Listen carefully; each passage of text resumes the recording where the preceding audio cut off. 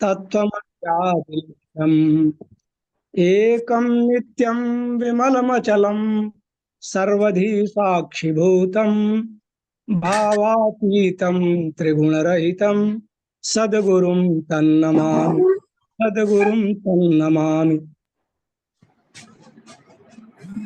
सच्चिदानन्दरूपाय विश्वोत्पत्त्यादिहेतवे तापत्रय विनाशाय श्रीकृष्णाय वयं नुमः।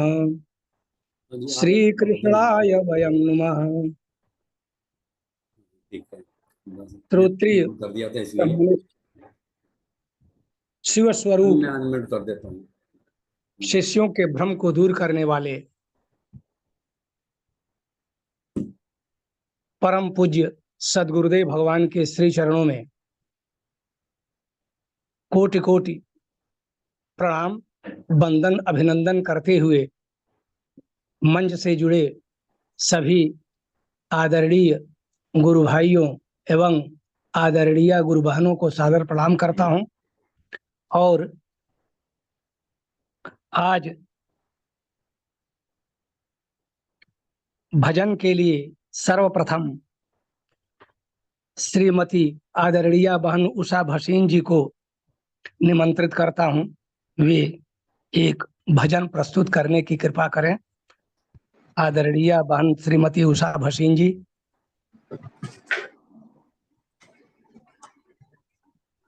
बोलो श्री सतगुरुदेव महाराज की जय। बोलो सच्चिदानंद भगवान की जय। जय। मन से जुड़े हुए सभी गुरु भाई बहन को, आदरणीय भाई बहन को हाथ जोड़कर प्रेम पूर्वक नमस्कार। भजन है ब्रह्म ज्ञान दिया सीढ़ियां कोई कोई विरला चढ़े, चढ़ जाए जो सीढ़ियां 84 लाख उस दी कटे। ब्रह्म ज्ञान दिया सीढ़ियां कोई कोई विरला चढ़े, चढ़ जाए जो सीढ़ियां 84 लाख उस दी कटे। ए हीरा जन्म अमोला मैंने मिट्टी दे विच रोला। ए हीरा जन्म अमोला मैंने मिट्टी दे विच रोला। सतगुरां ने किरपा करके मेरे ज्ञान दा ताला खोला। सतगुरां ने किरपा करके मेरे ज्ञान दा ताला खोला। माटी कंचन करे चढ़ जाए जो सीढ़ियां 84 लाख उस दी कटे। माटी कंचन करे चढ़ जाए जो सीढ़ियां 84 लाख उस दी कटे। ब्रह्म ज्ञान दिया सीढ़ियां कोई कोई विरला चढ़े, चढ़ जाए जो सीढ़ियां 84 लाख उस दी कटे। 84 लाख उस दी कटे। मैं जब से जगत में आया मैंने अपना आप गवाया। मैं जब से जगत में आया मैंने अपना आप गवाया। सतगुरां ने मन मंदिर विच मेरा ज्ञान दा दीप जगाया। सतगुरां ने मन मंदिर विच मेरा ज्ञान दा दीप जगाया। कागा हंस करे चढ़ जाए जो सीढ़ियां 84 लाख उस दी कटे। कागा हंस करे चढ़ जाए जो सीढ़ियां 84 लाख उस दी कटे। ब्रह्म ज्ञान दिया सीढ़ियां कोई कोई विरला चढ़े, चढ़ जाए जो सीढ़ियां 84 लख उस दी कटे, 84 लख उस दी कटे। गुरु काम क्रोध को मिटाए, गुरु काम क्रोध से बचाए, गुरु काम क्रोध को मिटाए, गुरु काम क्रोध से बचाए। ये प्रेम दा सागर बन के खुद पीवे और पिलाए, ये प्रेम दा सागर बन के खुद पीवे और पिलाए, सबसे प्रेम करे। चढ़ जाए जो सीढ़ियां 84 लख उस दी कटे, सबसे प्रेम करे। चढ़ जाए जो सीढ़ियां 84 लख उस दी कटे, ब्रह्म ज्ञान दियां सीढ़ियां कोई कोई विरला चढ़े। चढ़ जाए जो सीढ़ियां 84 लख उस दी कटे, 84 लख उस दी कटे। मैं गुरा तो जावा वारी, वारी ते बलिहारी, मैं गुरा तो जावा वारी, वारी ते बलिहारी। ए नाम दा पता बता के मेरी डुबदी नैया तारी, ए नाम दा पता बता के मेरी डुबदी नैया तारी। आत्म स्वरूप लगे चढ़ जाए जो सीढ़ियां 84 लख उस दी कटे, आत्म स्वरूप लगे चढ़ जाए जो सीढ़ियां 84 लख उस दी कटे, 84 लख उस दी कटे। ब्रह्म ज्ञान दियां सीढ़ियां कोई कोई विरला चढ़े। चढ़ जाए जो सीढ़ियां 84 लख उस दी कटे, चढ़ जाए जो सीढ़ियां 84 लख उस दी कटे। गुरु बन आया अवतारी, एदी महिमा अपरंपारी। गुरु बन आया अवतारी, एदी महिमा अपरंपार जी।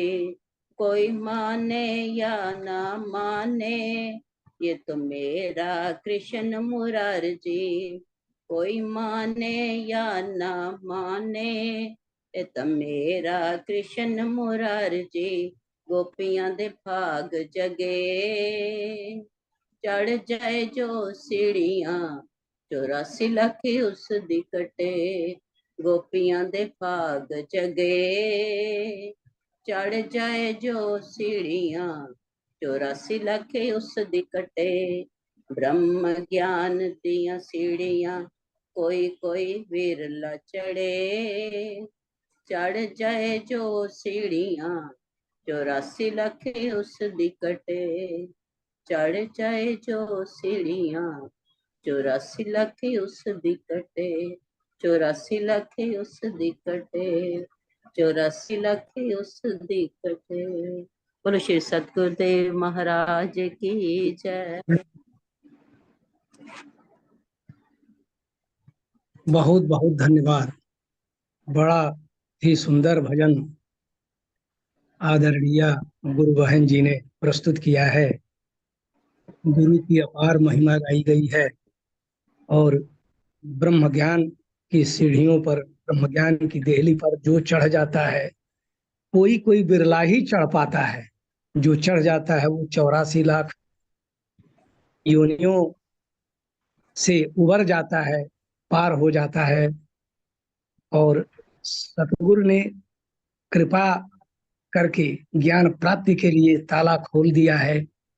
जब से जगत में आया मैंने अपना स्वयं गंवाया है, लेकिन सतगुरु ने मन मंदिर में ज्ञान का दीपक जला दिया और सतगुरु ने काग से हंस बना दिया। अर्थात सतगुरु ने राग, द्वेष, काम, क्रोध, लोभ में लिप्त चित्त मन को निरक्षीर विवेकी हंस की तरह विवेक दिया, जिससे राग द्वेष दूर हुआ और गुरु ने काम और क्रोध को मिटा दिया। और मिटाया ही नहीं, आगे भी काम क्रोध से रक्षा के लिए कवच की तरह उनके उपदेश कार्य करते हैं। मैं गुरु पर न्योछावर हो रहा हूँ। गुरु ने नाम का पता बताकर मेरी डूबती हुई नाव को बचा लिया, उबार लिया, तार दिया। गुरु की महिमा अपार है और कोई माने या ना माने, गुरु तो स्वयं भगवान कृष्ण मुरारी मेरे हैं। इन शब्दों में अपार महिमा गुरु की गाई गई है।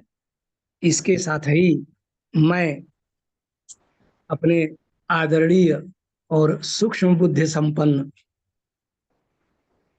गुरु भाई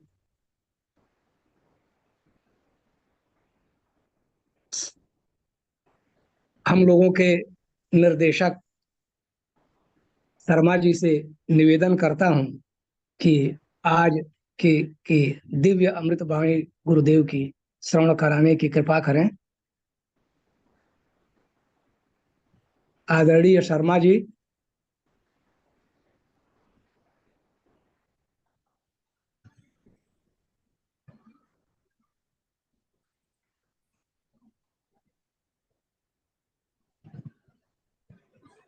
श्री राम जय जय राम।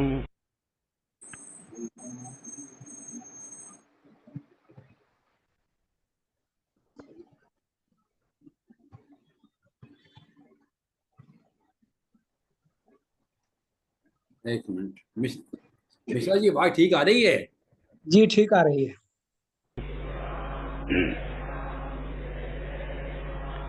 श्री राम जय जय राम। श्री राम जय जय राम।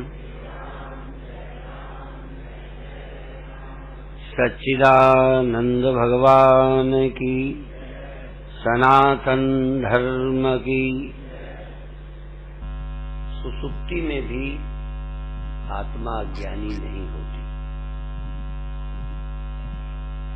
सुसुप्ति में भी आत्मा का अज्ञान नहीं होता। इसीलिए ज्ञान के बाद सुसुप्ति भी समाधि ही है।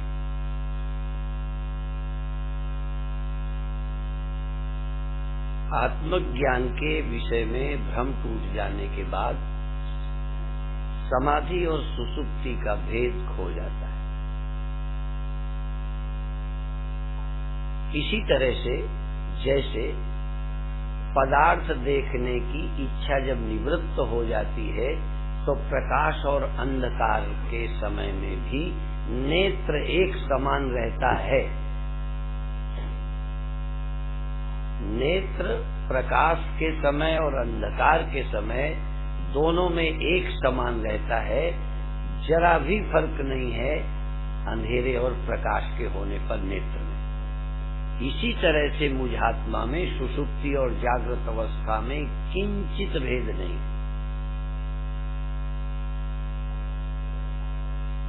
फर्क प्रकाश में पदार्थ दिखते हैं, अंधकार में पदार्थ नहीं दिखते।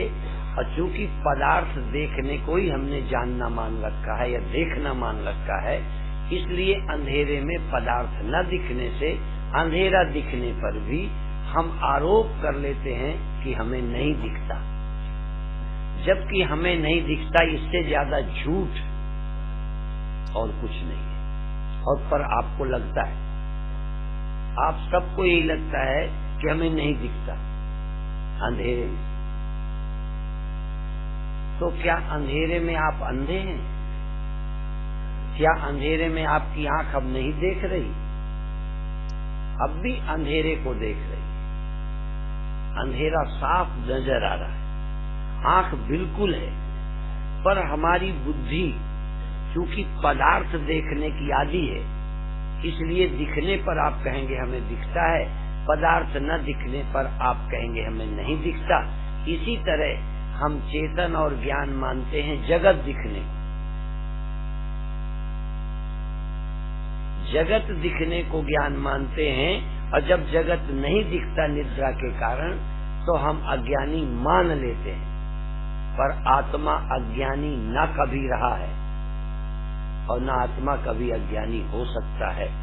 आत्मा तो ज्ञान स्वरूप है, वो चिद रूप है, इसलिए वो सोता ही नहीं, वो जगता ही नहीं। जैसे नेत्र का ज्ञान न अंधेरे में कम होता है न उजेले में बढ़ता है। उजेले में नेत्र का ज्ञान बढ़ता नहीं, अंधेरे में घटता नहीं, बल्कि यदि जरा भी वैज्ञानिक चित्त होगा तो समझोगे बल्कि अंधेरे में नेत्र का प्रकाश बढ़ता है, अंधेरे में घटता है और वो उजेले में घटता है। प्रकाश में नेत्र के देखने की क्षमता घटती है, अंधकार में बढ़ती है, लेकिन हमको भ्रम होता है। इसीलिए सुसुप्ति में सर्वज्ञ बोला। सुसुप्ति में आत्मा और स्पष्ट होती है, पर अभी सुसुप्ति छोड़ दो। यदि आपकी बुद्धि के ज्ञान हटा लिए जाएं तो आपको लगेगा उस समय हमें ज्ञान ही नहीं रहे, अभी समाधि की ओर आओ। यदि आपके बुद्धि की जानकारियां छीन ली जाएं तो चेतन रहते भी तुम यही कहोगे कि हमको ज्ञान ही नहीं रहता। क्या नहीं रहता? जगत का ज्ञान। जबकि जगत का ज्ञान न रहने का ज्ञान चेतन को है। समाधि क्या है? जगत के ज्ञान की अपेक्षा न रहे। जगत के ज्ञान से हम ज्ञानी हैं ये भ्रम तोड़ दो, तो जगत के ज्ञान न होने पर भी हम चेतन हैं और यही समाधि है। यदि आप जगत के ज्ञान न होने पर अपने को ज्ञानी मान सको, हिम्मत जुटाओ, आदत बदलो, दिमाग के सोचने का ढंग छोड़ो, कुछ न जानने में आए, कुछ भी ध्यान में, तब आप जड़ थोड़ा। लेकिन आपको लगेगा हमें पता ही नहीं कहाँ रहते हैं, उस समय कुछ पता ही नहीं रहता हम कहाँ हैं। भी कहाँ हैं? क्योंकि वहाँ देश काल नहीं है, काल नहीं है, और नहीं है, विषय नहीं है, इंद्रियां नहीं है, इसलिए आपको अन्य का ज्ञान नहीं होता। पर अन्य के ज्ञान न होने पर भी आप चेतन तो हैं। आपकी चिद रूपता में कहीं भी फर्क नहीं पड़ा। तो चेतन की चिद रूपता का कभी भी अभाव नहीं होता, वृत्ति ज्ञान का अभाव होता है।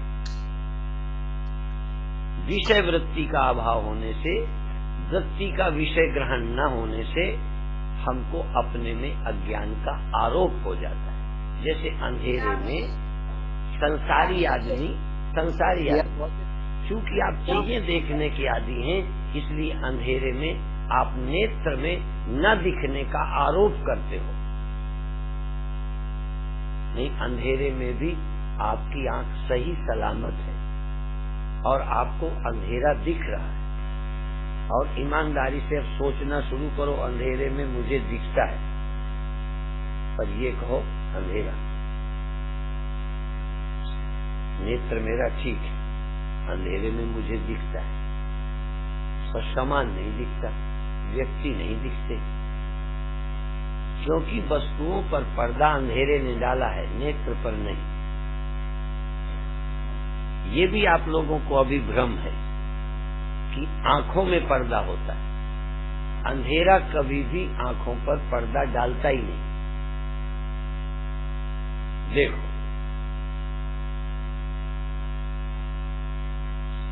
तुमने देख लिया है पहले, नहीं तो मैं पूछता कर फिर भी पूछ लूं, पर आप पहले के आधार पर नहीं बोलना।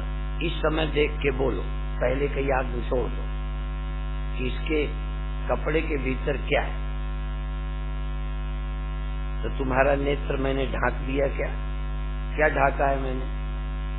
वस्तु ढाकी है, नेत्र तो ढाका नहीं। तुम्हारी मैं आंख बंद करने आता, फिर आप कहते आंख तो मैंने बंद ही नहीं की, तो आपको नहीं दिखता इसके पीछे का सामान, तो नेत्र को फर्क पड़ा क्या? तो जब जगत नहीं दिखता तब भी चेतन हो, यदि ये मान सको, ये विश्वास जगा सको, तो आपको पता चलेगा कि सचमुच चेतन में तभी था जब मैं कुछ न जानूं, तब भी कुछ भी न जानूं तभी मैं चेतन हूं। आप तो ज्ञानी होने के लिए जानने में लगे पड़े हो, और ये हिम्मत अभी भी न जुटाओगे। सबसे कठिन काम है इस बात को समझना। और समाधि क्या है? जगत न जानने में आने पर भी तुम्हें लगे कि मैं चेतन हूँ, मैं इस समय भी अज्ञानी नहीं, बस यही समाधि है। और यदि ये समाधि हो जाए जगत के न जानने पर भी, बिल्कुल जगत की खबर न होने पर, जगत की स्मृति भी न होने पर आप चेतन हैं, तो सुसुप्ति में और समाधि में क्या फर्क है? इसलिए ज्ञानी की सुसुप्ति भी समाधि है। इसीलिए एक बार आत्मक ज्ञान होने पर, माने आत्मा की पहचान होने पर, सुसुप्ति भी अज्ञानी नहीं बना सकते।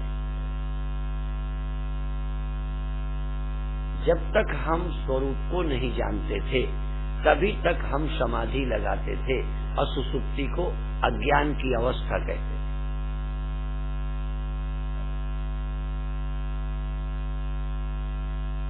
सुसुप्ति भी अज्ञान अवस्था नहीं है। अज्ञान अवस्था मिट जाने पर, अज्ञान खो जाने पर, आत्मा के विषय में हम अज्ञानी हैं ये भ्रम टूट जाए, हम ज्ञान स्वरूप हैं, तो फिर नींद भी ज्ञान स्वरूप ही है। वहाँ कोई जरूरत नहीं है कि हम समाधि लगाएं। पर अभी भी तुमको नींद के नाम से डर लगता है। नींद हो जाएगी तो हमारी समाधि नहीं होगी, ऐसा आपको लगता है। इसीलिए ध्यान वाले सोने से डरते हैं। वैसे नहीं डरते, पर ध्यान के समय सोने से डरते हैं। लेकिन संत और गुरुजन क्या कहते हैं? सेते सुखम कस्तु। जो समाधि को प्राप्त हो गए वो सुख से सोते हैं। माने सुख, नींद का बिल्कुल विरोध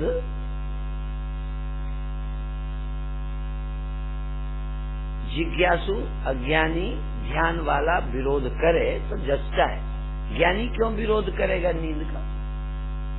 नींद में क्या हो जाना है जो नाराज हो? नींद क्यों आ गई?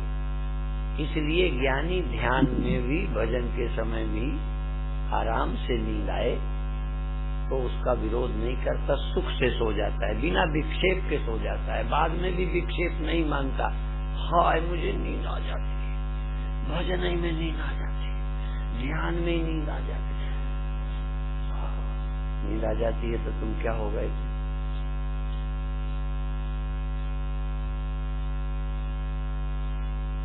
मैं सबकी बात नहीं करता, न तुम अभी ज्ञानी हो।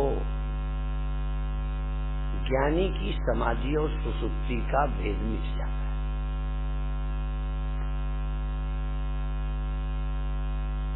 जब आत्मा में फर्क पड़ता ही नहीं और तुम आत्मा हो, जब आंख में फर्क नहीं पड़ता उजेले और अंधेरे में, पदार्थ के दिखने का फर्क है ना, तो पदार्थ ना दिखे या पदार्थ दिखे, तो अंधेरे में पदार्थ नहीं दिखता, उजेले में पदार्थ दिखते हैं। तुम यदि नेत्र के प्रति जाग रहे हो तो अंधेरे और उजेले में फर्क क्या है?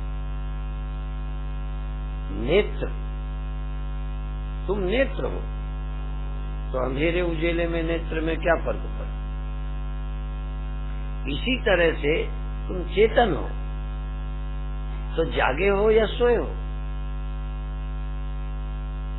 जागने में चेतन बढ़ गया, सोने में चेतन घट गया। सिर्फ चिदाभास बढ़ गया। जागने में चिदाभास व्यक्त हुआ और चिदाभास अव्यक्त हुआ, नींद में गया। और साक्षी अभी भी हमको भ्रम है। वेदांत कहता है सुसुप्ति और जागृत में जब तक दोनों में एक तत्व एक समान रहता है नहीं जानते, यही अज्ञान। जागना लंबा कर दो तो ज्ञानी हो जाओगे। तुम 5 दिन लगातार जागे रहो तो ज्ञानी होगे। जो रात को 2 घंटे बाद सो जाता है वो ज्ञानी नहीं। जागृत और सुषुप्ति में मुझ चेतन में कोई भेद नहीं है। मुझ नेत्र में प्रकाश और अंधकार में कोई फर्क नहीं है, ये जानना अलग है। अंधेरे में नहीं दिखता, प्रकाश में दिखता है, ये हमें मालूम है। ये तुम्हें भी मालूम, मुझे भी मालूम। पर तुम कहोगे अंधेरा ठीक नहीं है, मुझे दिखता नहीं। और मेरे नेत्र के लिए अंधेरा होने में कोई फर्क नहीं। इसी तरह और अगला कदम, मैंने पलक बंद कर ली और पलक खोल ली, आंख में क्या फर्क है? पलक बंद करने से आंखों की रोशनी चली जाती है, फिर डॉक्टर को बुला के दोबारा लानी पड़ती है। तो जैसे आंख बंद करने पर आंख की रोशनी नहीं जाती और आंख खोलने पर रोशनी नहीं आती, पलक तो सिर्फ रोशनी को बाहर जाने से रोकती है, बस पदार्थ नहीं देखने देती। तो बंद आंखों में भी तुम आंख वाले हो, बंद आंखों में भी तुम्हारी आंख मौजूद है। इसीलिए हम आंख बंद कराते हैं कि बंद करके देखो, जिससे तुम्हें पक्का हो जाए। और बताओ, बंद आंखों में भी तुम्हें भी भ्रम रहेगा कि नहीं दिखता, पर बंद आंखों यदि रोशनी दिख जाए, बंद आंखों यदि भगवान दिख जाए, बंद आंखों यदि रंग बिरंगे चित्र दिख जाए, तो आपका ये भ्रम टूट जाएगा कि बंद आंखों में नहीं दिखता। ये एक बहुत बड़ा चमत्कार है कि बंद आंखों में देखो। फिर हम पूछेंगे बंद आंख थी तो तुम्हें दिखा कैसे? इसका मतलब नेत्र था। माने नेत्र बंद आंखों में भी रहता है। यदि ये समझ आ जाए तो समझो तीसरी आंख खुल गई।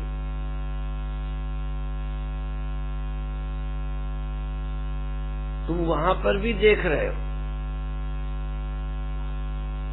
यदि तुमने प्रकाश देखा, तभी कभी कभी कहता हूं तुम भगवान नहीं गधा ही देख लो आंख बंद करके, तो मैं तुमको धन्यवाद दूंगा कि कम से कम तुम बंद आंखों गधा देखा, एक चमत्कार तो हुआ ही। भगवान दिखे यही नहीं चमत्कार है, गुरु जी दिखाई पड़े। हाँ, ये जरूर है कि तुम गधा देख के खुश नहीं होगे, गुरुदेव दिखे तो खुश होगे, क्योंकि गधा देखने की तुम्हें रुचि नहीं है, गुरुदेव के दर्शन की रुचि है। ये तुम्हारी धारणा का फर्क है। चमत्कार तो दोनों ही है। बंद आंखों गधा दिखे तो चमत्कार नहीं है।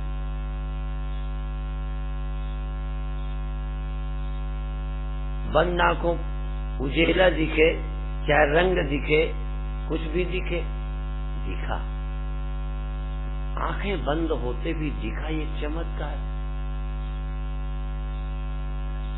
और अज्ञान हो जाए जगत का अज्ञान हो जाए, फिर भी यदि तुम्हें ज्ञान हो कि अज्ञान का मैं साक्षी हूँ, अज्ञान जगत का ज्ञान नहीं है, पर फिर भी मैं ज्ञान हूँ, फिर भी मैं चेतन हूँ, यही तुम्हें याद नहीं रहेगा, क्योंकि तुम्हारी बुद्धि ऑब्जेक्टिव है। जब ये न दिखेगा तो तुरंत अज्ञानी मानना शुरू कर दोगे। तैयार बैठे हो। ये तैयार होना कठिन है कि जब कुछ जानने में ना रहा हो तब भी जानो कि मैं जान रहा हूं।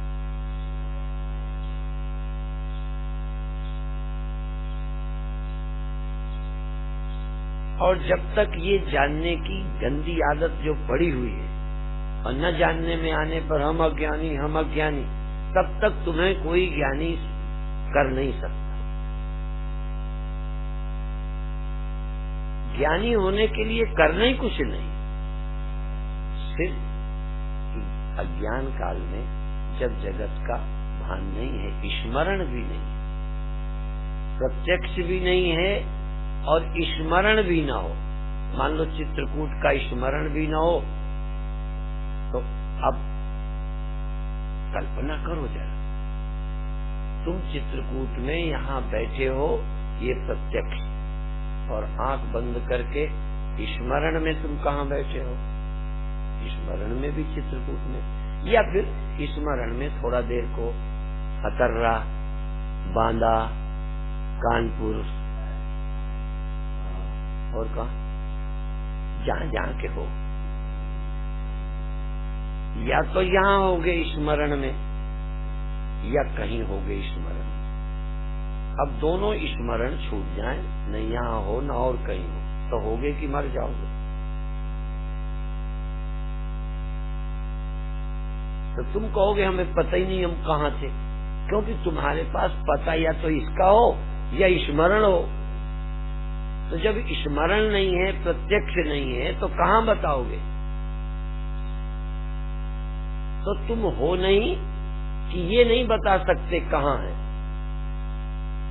जैसे कभी कभी अंधेरे में किसी घर में रात को जगते हो तो सोचना पड़ता है हम कहाँ हैं। तुम्हें कभी हुआ ऐसा कि नहीं? हमें तो बहुत बार होता है। हमारे जैसा मूर्ख तुम्हें कोई मिलेगा थोड़ा?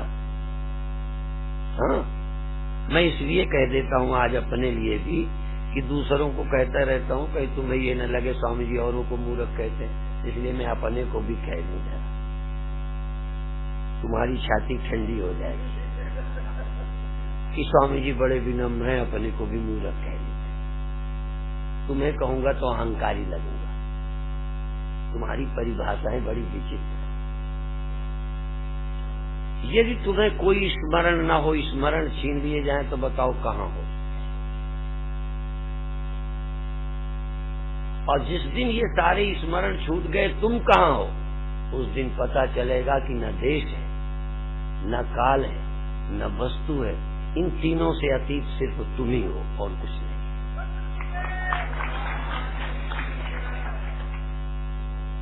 इंद्रियों से वस्तु मालूम पड़ती है और स्मरण में भी जब वस्तु है वो भी इंद्रियों का ही विषय है जो मन में बैठाए हुए हो। तुम कहाँ के रहने वाले हो? या तो पहले देखा था और याद है, याद ना हो तो कहाँ के रहने वाले हो? अभी भी पागल कर दिए जाएं तो पता ही नहीं लगेगा हम कहाँ के। और जितना तुम जानते हो यही पागलपन है। जानते हो और याद करते हो। तुम जानो मत और याद मत करो, सिर्फ तुम्हें अपना पता रहे। जब ये याद न हो तब तुम हो कि नहीं। पर कहोगे हम उस समय कहाँ थे, पता ही नहीं, तो गड़बड़ हो गई क्या? ये तो बहुत अच्छा हुआ कि यही नहीं पता था हम कहाँ हैं। पर तुम ये ढूंढना चाहते हो हम कहाँ हैं, तुम याद करना चाहते हो हम कहाँ हैं। असल में याद न करना चाहो तो आपको जब कोई याद न हो तो इतना तो है सौभाग्य कि तुम हो। पर तुम जानना चाहोगे उस समय हम कहाँ थे। तो चित्रकूट में थे नहीं, बांदा में थे नहीं, दिल्ली में थे नहीं, बम्बई में नहीं थे, इंदौर में नहीं थे, ग्वालियर में भी नहीं थे, क्योंकि याद ही नहीं। और इंद्रियों से नहीं थे, नहीं देख लेते कहाँ बैठे हैं। तो तुम थे कि नहीं? और ये भी याद नहीं था कि हम आदमी हैं कि औरत। तो यदि तुम्हें ये याद ना हो कहीं पागल हो जाते हैं तो कहते उन्हें पता ही नहीं रहता, कपड़ा फेंक देते हैं। और एक स्वामी जी बुढ़ापे में खा लेते हैं तब भी याद नहीं रहता, कहते खिलाया नहीं। और कहो खाए ना हो, लोग कहें खा लो स्वामी जी, खा तो चुका हूं।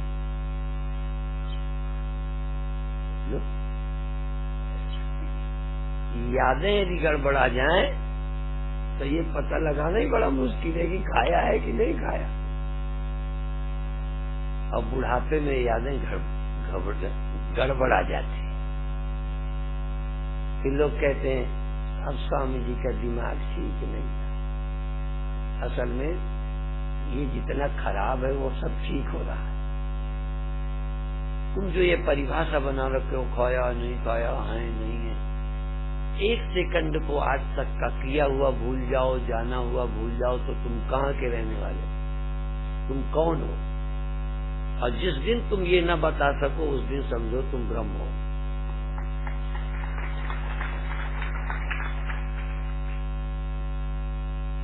अपनी जानकारियों में भी हम बंधे हुए, जानकारी नहीं छोड़ पाते। याददाश्त आपकी बड़ी मजबूत है, हम कमजोर करना चाहिए। अब कमजोर याददाश्त जिसको आनंद देने लगी फिर बुढ़ापा खतरनाक नहीं है, क्योंकि यही जाएगी जो हम पहले तैयार बैठे। हम पहचानते नहीं थे मरते समय, अब मरते समय भी तुम्हें पहचान है। तुम्हें अपनी पहचान कराने की बड़ी ललक है, कौन है। हम तो कहते जिंदा में भी न पहचानो किसी को।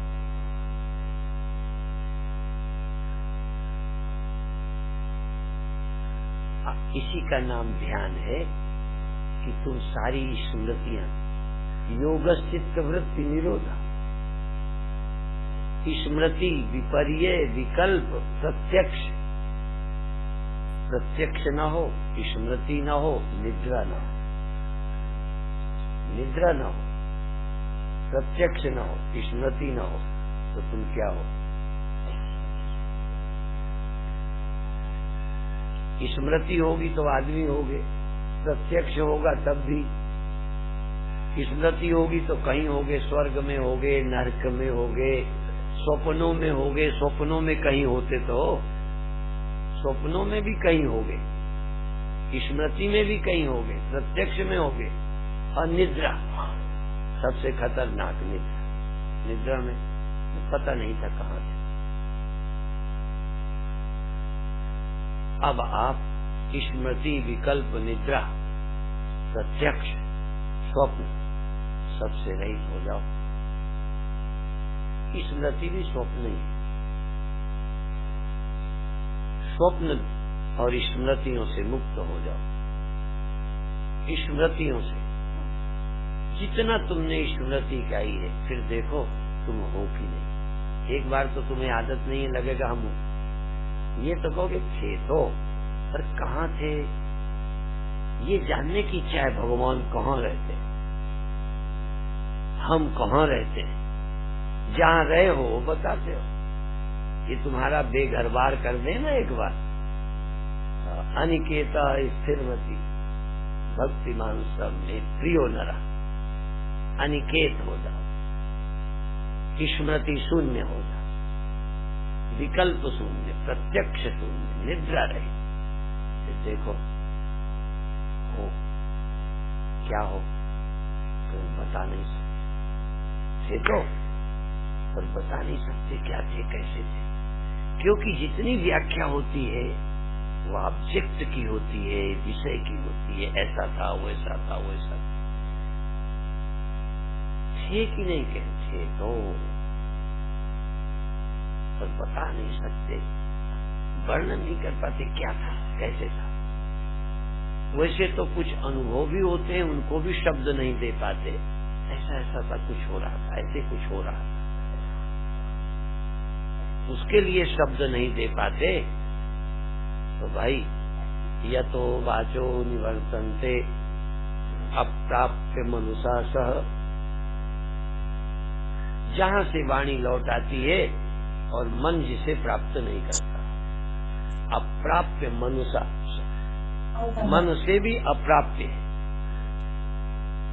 मन से प्राप्त नहीं होता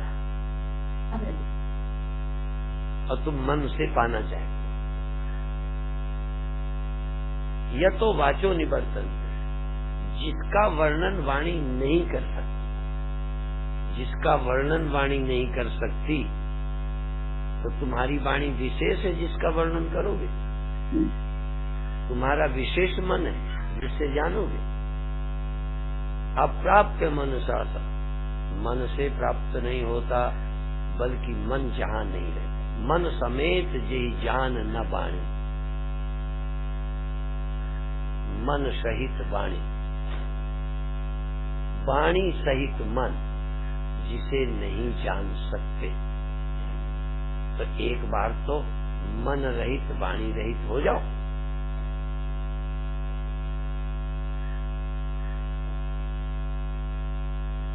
यन मनसा न मनुते, मन से जो मालूम नहीं पड़ता। मन से मालूम तो पड़ता है, पर जो मन से नहीं मालूम पड़ता। ऐसा नहीं कि मन से कुछ मालूम ही नहीं पड़ता, मन से तो बहुत कुछ मालूम पड़ता है, पर जो मन से नहीं मालूम पड़ता। यन मनसा न मनुते, जो मन से महसूस नहीं होता, बल्कि ए ना हो मन मतम, बल्कि ऐसा कहा गया है मन ही जिससे मालूम पड़ता है। चलो मन मालूम पड़ता है और मन नहीं रह गया ये भी मालूम पड़ता है। जहाँ मन नहीं रह गया कहाँ और क्या रह जाएगा। मनस्यमनी भावे द्वैतम नहीं उपलब्धते। अभी इतनी यात्रा नहीं करते हो, असल में थोड़ी सी यात्रा करो ना, मन के पार जाओ। जो जो मन से मिलता है उसे पाओ ही मन। हमें नहीं चाहिए, इंद्रियों का विषय नहीं चाहिए, मन का विषय नहीं चाहिए, मन का विषय हमें मन भी नहीं चाहिए। फिर देखो आप हो कि नहीं। यदि बिना मन के आप हो गए तो आप ही तो फिर ब्रह्म हो गए। जो बिना मन का है उसी का नाम तो ब्रह्म है, जो मन से है उसी का नाम संसार है।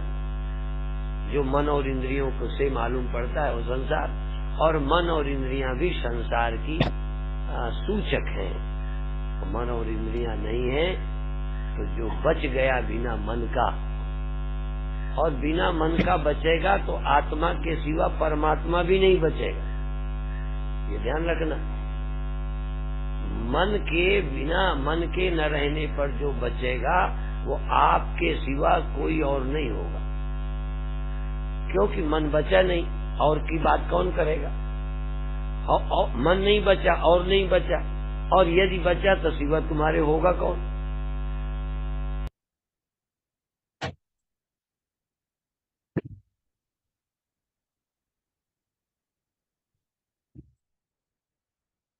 जय गुरुदेव।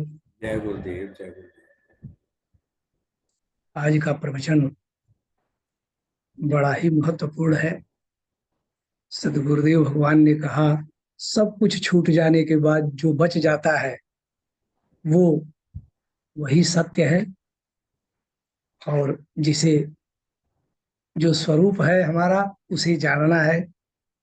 बिना किसी भूमिका के आज के महत्वपूर्ण प्रवचन पर अभिव्यक्ति देने के लिए अपने विद्वान आदरणीय गुरु भाई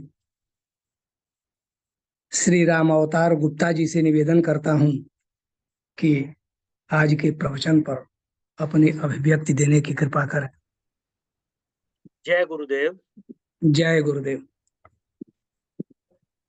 मैं सबसे पहले तो गुरुदेव भगवान के चरणों में कोटि कोटि प्रणाम विनम्रता पूर्वक सभी गुरु भाइयों बहनों को नमन करके ये निवेदन करना चाहूंगा कि मैं विद्वान बिल्कुल नहीं हूँ, बहुत ही कम मुझे ज्ञान है।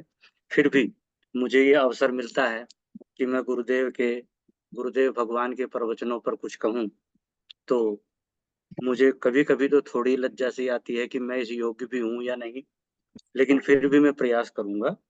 आज गुरुदेव ने एक बार फिर हम सबके दिमागों से भ्रम के जालों को साफ करने की बड़ी पुरजोर और कारगर कोशिश की है। कारगर, इतना अच्छा लगा मुझे ये प्रवचन। गुरुदेव कहते हैं कि सुषुप्ति में भी आत्मा का अज्ञान नहीं होता।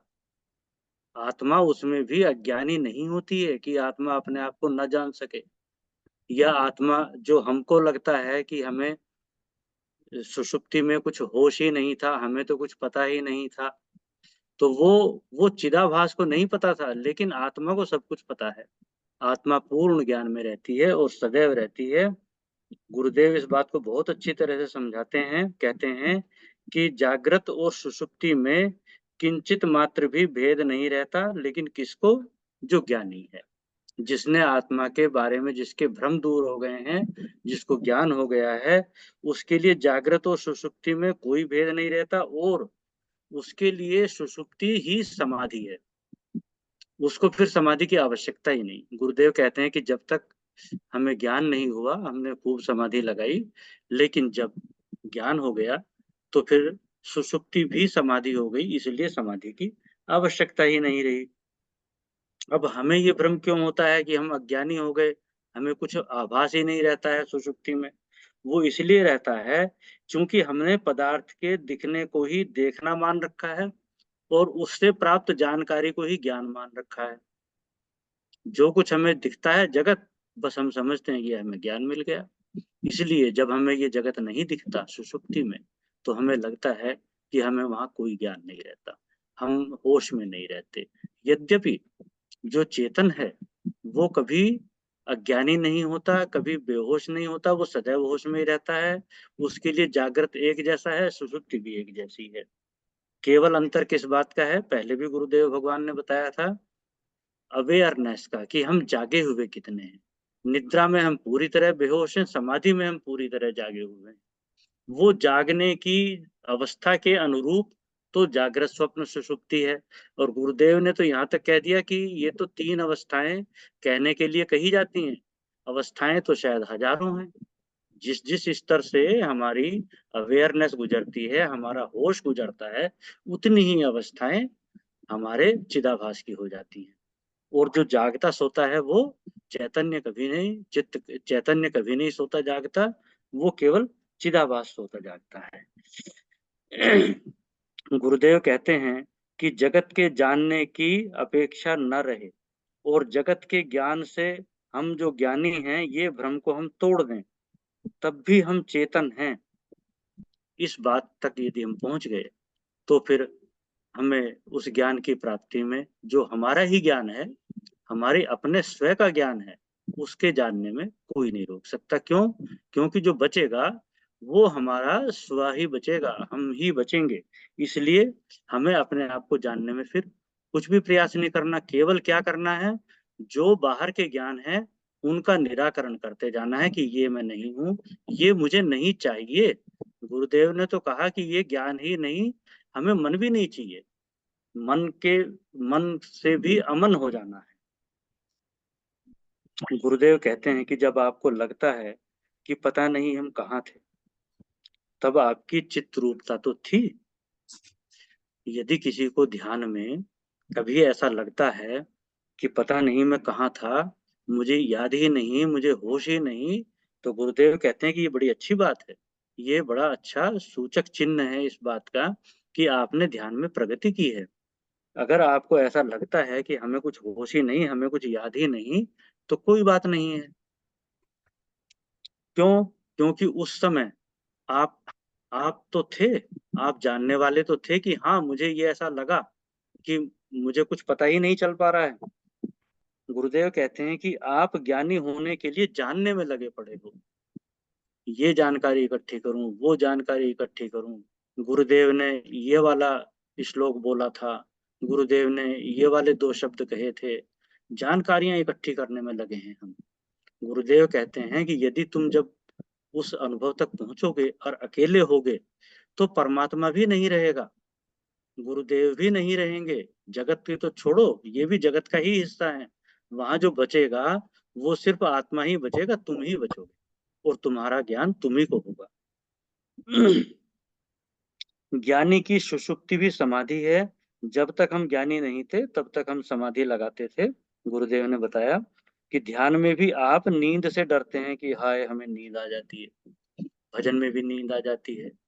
नींद आने से हम इतना घबराते हैं, वैसे हमें नींद बहुत अच्छी लगती है, लेकिन यदि हमको भजन में नींद आने लगे, कोई भजन गा रहा है हमें नींद आने लगे, अथवा ध्यान लगाएं तब नींद आने लगे, तो हमें बड़ा बुरा लगता है। हम सोचते हैं ये बहुत बुरी बात है।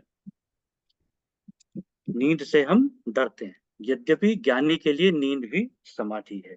तो ये इस बात का सूचक है, यदि हमें नींद आने लगती है कि हमारे से जगत होने लगता है, लेकिन हम अपने होश को नहीं संभाल पाते कि हम जागृत रह पाए। बस इतनी ही कमी रह गई है। यदि इस कमी को हम जीत लें, इस कमी को यदि हम जीत लें, होश में रह जाएं, तो हमारे लक्ष्य तक पहुंचने में हमें कुछ भी दूरी नहीं है और कोई रोक भी नहीं सकता। गुरुदेव कहते हैं कि जागने में चेतन घटता बढ़ता नहीं है। जो चेतन है, साक्षी है, वो सुषुप्ति में जितना था उतना ही जागृत में भी है, उतना ही स्वप्नों में भी है, और वो है और उतना ही है। इसीलिए हमको ये पता भी रहता है कि हमने स्वप्न देखा, हम सोए या हम नहीं सोए। यदि हम एकांत कमरे में हैं और हम सोए या नहीं सोए हम किसी को ना बताएं, तो कोई दूसरा आदमी इस बात का पता नहीं लगा सकता कि हम सो रहे थे या जाग रहे थे या हम कितने घंटे सोए।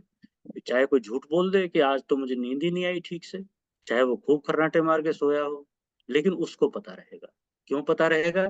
क्योंकि जो उसका साक्षी चेतन है वो हमेशा एक रस रहता है, उसी के कारण उसको पता रहता है, उसी के कारण उसके सारे ज्ञान का स्रोत वही है, सारे ज्ञान की शक्ति वही है, वो शक्तियों की शक्ति है।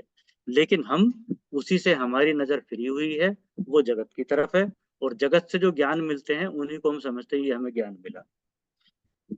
गुरुदेव कहते हैं कि मुझ चेतन के लिए जागृत और सुषुप्ति में कोई भेद नहीं है। और इसके लिए फिर उदाहरण देकर गुरुदेव बताते हैं कि जैसे प्रकाश, प्रकाश में हम आंखों से जो पदार्थ देखते हैं, जब अंधेरा हो जाता है तो हम सोचते हैं कि अब हमें दिखना बंद हो गया। ये बड़े ही अज्ञान की बात है। गुरुदेव कहते हैं कि थोड़ी सी भी साइंटिफिक सोच रखोगे तो जान पाओगे कि नेत्र में कोई फर्क नहीं पड़ता। जब अंधेरा होता है तो आंख वैसी ही है, उसकी क्षमता वैसी ही है, पहले से कुछ बढ़ी है, कम नहीं हुई। और कुछ दिखे ना दिखे हम अंधेरे को तो देखते हैं। ठीक ये उदाहरण किस लिए दिया गुरुदेव ने? ये उदाहरण इसलिए दिया कि जिस समय जगत के ज्ञान हम नहीं रहे, अगर हम उनका निराकरण कर पाए, तो उनके ना रहने को हम जानेंगे कि वो अब हमें जगत के ज्ञान नहीं रहे। सबसे पहले हम उनके ना रहने को जानेंगे और उसके साथ ही जानेंगे हम अपने आप को, क्योंकि बचा कौन वहां पे? हम ही बचे, और कोई बचा ही नहीं। दूसरा उदाहरण गुरुदेव ने दिया कि बंद आंखों से भी हम समझते हैं पलक बंद करने के बाद कि अब हमें कुछ नहीं दिखता। गुरुदेव कहते हैं कि पलक बंद करने पर भी हमारे नेत्र वैसे ही हैं, उनकी क्षमता कहीं चली नहीं गई है। ऐसा नहीं है कि जब हम आँख खोलेंगे तो हमको डॉक्टर को बुलाना पड़ेगा कि अब हमारी दृष्टि चली गई थी, इसे वापस ला दो। आँख वैसी ही है। ये और भी जब ध्यान लगाएंगे तो ध्यान में भी प्रकाश भी दिखाई देता है। कई लोगों को नाद भी सुनाई देते हैं, कई लोगों को दिव्य सुगंधियां अनुभव करने में आती हैं। वो केवल हमको ये एहसास कराने के लिए होते हैं, ये अनुभव, कि इंद्रियां से जो बाहर जगत का ज्ञान हम लेते हैं उसके मोहताज नहीं है हम। हमारी इंद्रियां उस ज्ञान को लेना बंद कर दें तो भी उतनी ही सशक्त रहती हैं, उतनी ही सक्षम रहती हैं। इसीलिए जब जगत से उपराम हो जाते हैं तब हमें इस प्रकार के अनुभव होते हैं। गुरुदेव कहते हैं कि ये एक बहुत बड़ा चमत्कार है। चाहे तुम भगवान को न देखो, गुरुदेव का दर्शन ना करो, दिव्य रोशनियों को ना देखो, चाहे तुम गधा ही देखो, तुमने कुछ देखा तो बंद आंखों से, तो तुम्हें ये तो सोचने पर विवश हो गए कि बंद आंखों से हमने कैसे देख लिया। इसका मतलब हमारी आंखें वैसी ही थी, हमारी इंद्रियां वैसी ही थी। हम खामखा ऐसा सोचते हैं कि आंख या अन्य इंद्रियां जब जगत की तरफ उन्मुख हैं तो तभी हमें ज्ञान होता है, तभी हमें कुछ ज्ञान प्राप्त हो सकता है। इसके अलावा हमें कहीं से कोई ज्ञान आ ही नहीं सकता। यद्यपि सच्चाई ये है कि जो हमारा स्वयं का ज्ञान है वो हमें तभी हो सकता है जब हम जगत से मिलने वाली जानकारियों को निराकरण करते जाएं कि ये हमें नहीं चाहिए, ये हमें नहीं चाहिए, ये हमें नहीं चाहिए। गुरुदेव कहते हैं कि जब कुछ जगत का ज्ञान ना हो रहा हो तब भी सावधान रहकर यदि तुम जान सको कि मैं अज्ञानी नहीं हूं, मैं जगत के अज्ञान को जान रहा हूं, तो तुम ज्ञानी हो। जब आंखें बंद हों, स्मृति में भी कुछ ना हो, एक पागल की तरह से, कि जो अंट शंट कुछ भी कहता है, पागल का और क्या लक्षण है, उसकी सामंजस्य समाप्त हो जाता है स्मृतियों का। वो जो कुछ बाह्य जगत में देखता है उससे कहीं कुछ रिलेट नहीं कर पाता। तो गुरुदेव कहते हैं कि हम तो चाहते हैं कि तुम पागल हो जाओ, और दूसरा ये भी बताते हैं कि पागल हो जाओ नहीं, तुम अब पागल हो। क्यों? क्योंकि तुम उसको सच मान रहे हो जो सच नहीं, उस ज्ञान को तुम ज्ञान मान रहे हो जो वास्तव में ज्ञान नहीं। वो तो इंद्रियों का धर्म है, आंख होंगी तो देखेंगी, कान है तो सुनेंगे, रसना है तो स्वाद उसको आएगा। आप उसको रोक भी नहीं सकते, आप उसमें कोई तब्दीली भी नहीं कर सकते। यदि कोई कहे कि अब मैं विषयों का परित्याग कर दूंगा, अब मैं विषयों से उपराम हो जाऊंगा, तो ये कदापि संभव नहीं। क्यों संभव नहीं है? कितना भी तुम अपने आप को रोकोगे, जो भी भोजन तुम करोगे उसमें जो भी स्वाद होगा वो आएगा, और जब आंख खुलेंगी तो जो भी दृश्य होंगे वो दिखेंगे, और जो भी शब्द होगा वो कानों में पड़ेगा, जो भी सुगंध दुर्गंध होगी वो नासिका से अनुभव होगी। तो विषयों से रोक तो सकते नहीं है इंद्रियों को। हाँ, हम क्या कर सकते हैं कि ये हमें नहीं चाहिए, इनके अनुभव की हमें आवश्यकता नहीं है।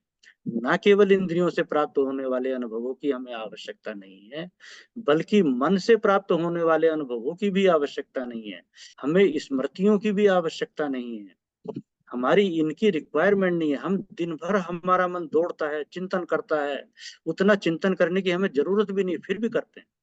तो गुरुदेव कहते हैं कि यदि हम उनका निराकरण कर देंगे तो उससे हमारे कोई काम तो रुक नहीं जाएंगे, लेकिन हम अपने बारे में सोचने के लिए जरूर विवश हो जाएंगे कि हम कौन हैं। इसीलिए गुरुदेव ने कहा कि जब तुम इन अनुभवों को नकारो, मन से प्राप्त होने वाले ज्ञान को नकारो, तो तुम्हारे अंदर ये मुमुक्षु और जिज्ञासा जरूर होनी चाहिए कि मैं कौन हूँ। यदि वो जिज्ञासा नहीं होगी और वो प्रबल नहीं होगी तो क्या होगा कि नींद हो जाएगी, और वो ही हमें अभी होता कि हम ध्यान लगाने की कोशिश करते हैं और हमें नींद आने लगती है। क्यों? क्योंकि हम समझते हैं कि हम बड़े मुमुक्षु हैं, हम बड़े जिज्ञासु हैं, हमें तो ब्रह्म ज्ञान चाहिए, लेकिन वो है नहीं। वो मुमुक्षुत्व जिस श्रेणी की आवश्यकता है वो अभी हमारे अंदर नहीं है, इसीलिए नींद आती है। इसलिए हमें अपनी इस कमी को पकड़ना चाहिए, समझना चाहिए, और सत्संग करके इन बातों को और गहराई से समझना चाहिए कि हमें मुमुक्षु होने की आवश्यकता है। यदि कोई मुमुक्षु हो तो आप सोचिए कि भगवान उसको क्यों नहीं दे देंगे ब्रह्म ज्ञान, गुरु क्यों नहीं दे देंगे? गुरुदेव तो रोज बता रहे हैं ज्ञान।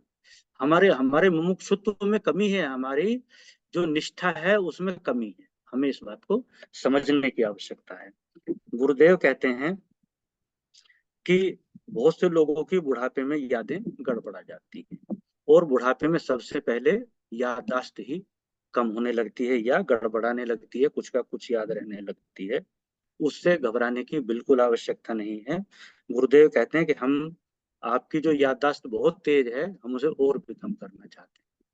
बुढ़ापे की वजह से ही नहीं, हम चाहते हैं कि ऐसे भी तुमको कुछ याद ना रहे। उनका जो संकेत है वो इसी तरफ है कि हम संसार की जो प्राप्त होने वाली इंद्रियों से प्राप्त होने वाला ज्ञान है, मन से प्राप्त होने वाला ज्ञान है, उसमें हम जरूरत से ज्यादा उलझे हुए हैं।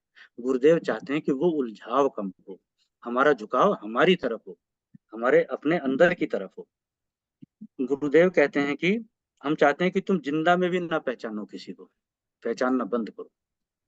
हम तुम्हें स्मृति शून्य बेघर बार करना चाहते हैं, अनिकेत करना चाहते हैं।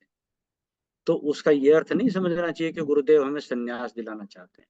गुरुदेव चाहते हैं कि हमारे अंदर उतनी वैराग्य की भावना हो, इस संसार से प्राप्त होने वाले जो भी ज्ञान है, अब इसका जो कई बार हम लोगों को गलत संदेश चला आता है, वो ये चला आता है कि शायद संन्यास लेना ज्यादा अच्छा है, शायद गृहस्थी में रहकर भी बहुत वैराग्यवान हमें होना चाहिए। नहीं, उनका जो इशारा है गुरुदेव का वो इस तरफ है कि हमेशा नहीं, लेकिन कम से कम जब हम ध्यान करें, जब हम ध्यान में बैठे, तब गुरुदेव की जो इंस्ट्रक्शंस हैं उनका पूरी तरह फॉलो करें, और पूरी तरह फॉलो करें बल्कि पूरी तरह फॉलो करने का प्रयास तो करें। सफलता देना ना देना तो भगवान के हाथ है। इसीलिए हमेशा गुरुदेव भक्ति भाव बढ़ाने के लिए भी बोलते हैं कि आप गुरुदेव को नमन करके प्रसन्न हो सकते हो, जब आप मंदिर में जाके आनंद का अनुभव कर सकते हो, ये बहुत जरूरी है ब्रह्म ज्ञान के लिए। क्यों जरूरी है? क्योंकि उससे चित्त शुद्ध होता है, और चित्त शुद्ध होता है तो वो ज्ञान फिर अंदर बैठता है, रुकता है। गुरुदेव कहते हैं कि यथा वाचो निवर्तन्ते अप्राप्य मनसा सह, जहां से वाणी लौट आती है मन से भी जो प्राप्त नहीं होता। मन और वाणी दोनों मिलकर जिसको नहीं जानते, मन समेत जही जान न जाई। तो कहने का तात्पर्य गुरुदेव का यही है कि जहां अगर आप चले भी गए, लौट के बता नहीं सकते कि आपने क्या अनुभव किया, और मन के द्वारा कुछ अनुभव नहीं कर सकते अपने आप को, मन से अमन हो जाने पर ही आप अपने आप को जान पाएंगे। इसलिए कहा है कि वहां मन की गति नहीं है, मन कुछ नहीं जा सकता वहां के बारे में। गुरुदेव कहते हैं कि एक बार उस मन से रहित हो जाओ, उस वाणी से रहित हो जाओ। गुरुदेव उलाहना देते हैं कि आप यात्रा नहीं करते हो, यात्रा करो। क्या यात्रा करो? कहते हैं कि जो जो मन से मिलता है उसको कहो कि हमें नहीं चाहिए। और ये कब कहना है? रोज दिन भर नहीं कहना है, जब ध्यान में बैठे तब जरूर कहना है, सोते समय जरूर कहना है, सो के उठते समय जरूर कहना है, ताकि जो हमारा चेतन है हमारा उस तरफ दृष्टि चली जाए। गुरुदेव कहते हैं कि उसी से मन और मन का न रहना मालूम पड़ता है। किससे? जो हमारा चित्त है, जो हमारा चेतन है, चित्तनी चेतन है, जो हमारा स्व है, उसी से मन का पता चलता है। मन को शक्ति भी उसी से मिलती है, मन की जानने की सामर्थ्य भी उसी से है। जबकि हम उल्टा कर रहे हैं, हम क्या सोच रहे हैं? मन जानेगा उसे। मन तो जान ही नहीं सकता, मन की तो खुद ताकत वहीं से मिलती है। एक बार मैं आपको बताऊं, एक संत से मैंने प्रश्न किया कि मन को वश में करने का क्या उपाय है।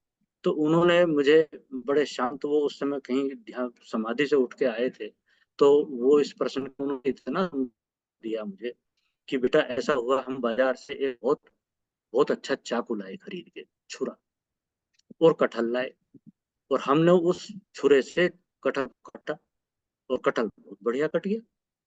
हमने अगले दिन भी कटहल काटा, तीसरे दिन भी कटहल काटा, 1 महीने तक कटहल काटा। लेकिन अगर हम उस कटहल को, चाकू को साथ साथ 31वें दिन रखें और उससे कहें कि तू इस कटहल को काट दे, तो क्या वो उसे काटेगा? वो उसे नहीं काटेगा। क्यों? क्योंकि उसकी इच्छा है उसे काटने की, लेकिन फिर भी काटने वाले हम। यही बात मन पर लागू होती है कि हम समझते हैं कि मन बड़ा प्रबल है, मन हमारे वश में नहीं आता, मन हमारा कहना नहीं मानता। हम ही भूल जाते हैं कि मन को ताकत भी हम ही से मिलती है, मन को इतना पुष्ट भी हम ही ने कर रखा है। और ये सिर्फ कहने की बात नहीं, जो हमारा चेतन है, जो हमारी आत्मा है, उसी की शक्ति से मन काम करता है, उसी की शक्ति से बुद्धि काम करती है, और उसी की शक्ति से सारी इंद्रिय काम करती हैं, और सारा संसार भासता है। जबकि हम इन्हीं साधनों का प्रयोग करके उसी को जानना चाहते हैं। तो गुरुदेव का संदेश है कि हम यात्रा करें, और मन से जो जो मिलता है उसका निराकरण करें। और मन के न रहने पर गुरुदेव ने आखिर में बताया कि परमात्मा भी नहीं रहता, गुरुदेव भी नहीं रहते, केवल आपका आत्मा ही रहता है, आप ही रह जाते हैं, और आपको उसी को जानना है, आपको और कुछ जानना ही नहीं। इतना कहकर मैं अपनी वाणी को विराम दूंगा, और अगर मैंने कुछ गलत सलत बोल दिया हो तो मैं क्षमा चाहूंगा। आप सब लोग विद्वान लोग हैं, मेरी गति इस विषय में इतनी है। अति तो बहुत सुंदर अभिव्यक्ति। आप गलत शब्द की बात करते हैं, हम आपसे रोज सुनना चाहते हैं। हाँ जी, अब जय देखिए जी। जय गुरुदेव।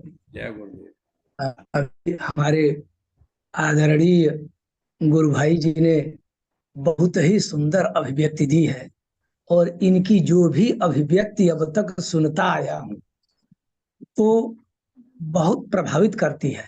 इसलिए इनके लिए जो भी विशेषण मैं कहूं वो मेरे लिए कम मालूम पड़ता है।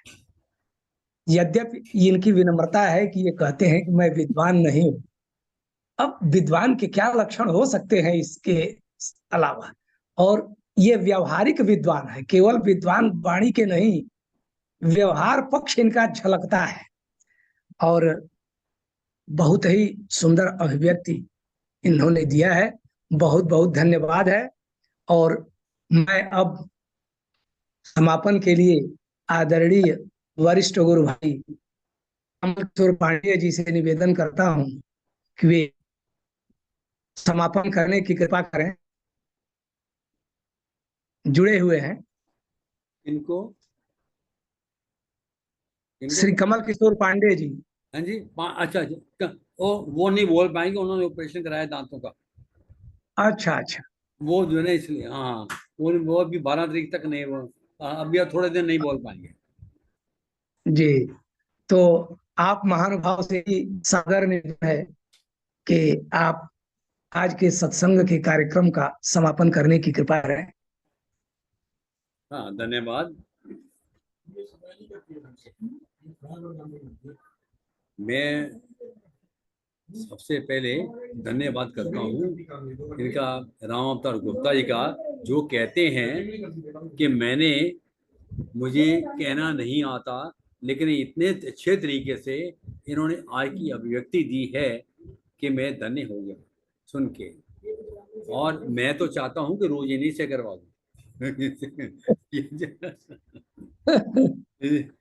और जैसे आज गुरु भगवान ने हमें समझाया है कि हमें जगत की ओर ध्यान ना देकर हमें अंदर की ओर देखना है, और कैसे उन्होंने, गुरु भगवान ने बताया कि आंख बंद करने पर आंख की रोशनी नहीं जाती, और आंख बंद करके अगर भगवान दिख जाए तो इसका मतलब कि सुनो, आपको तीसरी आंख खुल गई।